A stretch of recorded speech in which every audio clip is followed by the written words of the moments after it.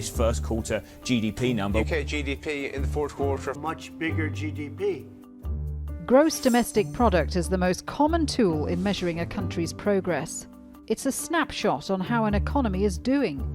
But is it really the ideal way to understand well-being? Can a country have high GDP while its people struggle? GDP is the sum of government spending, business investment, consumption and net exports over a set period. Ordering dinner or buying a car, it all counts, unless it's imported from another country.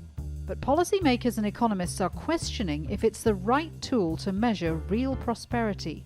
GDP growth is a key indicator, but is only part of the picture when it comes to a nation's well-being, because it doesn't measure other aspects of what makes a country a great place to live. High GDP growth can fuel environmental problems, like pollution from developing industries. It also doesn't reveal anything about crime rates, income inequality, health, or happiness. The search for alternatives to GDP goes back decades. The economics is also concerned with the poor, the downtrodden, the underdogs of society. The Human Development Index was coined by economists in the 1990s and rapidly became popular. It's a composite index of life expectancy, education and per capita income. New Zealand's Prime Minister also wants to look beyond GDP figures.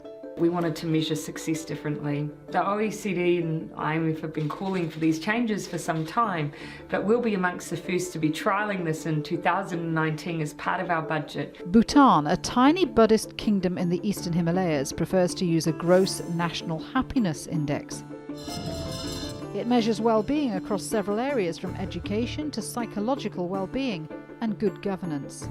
Its philosophy inspired a UN-sponsored happiness summit, rankings, and even World Happiness Day. But in last year's UN Happiness Report, Bhutan came in 97th place. GNH is a goal that the whole Bhutanese people and citizens is trying to claim, trying to achieve that. Right now, nobody is saying that Bhutan has achieved gross national happiness. China also searched for an alternative tool with its Green GDP Index. It measured economic growth while accounting for environmental damage. The first figures were released in 2006, but the index was dropped a year later. Environmental damages had greatly reduced growth figures, according to a Beijing Times report. GDP is a useful economic metric showing the wealth of countries, but well-being is not just a matter of finance. Do we need a more holistic approach? Should policymakers prioritise other indices instead of purely economic tools?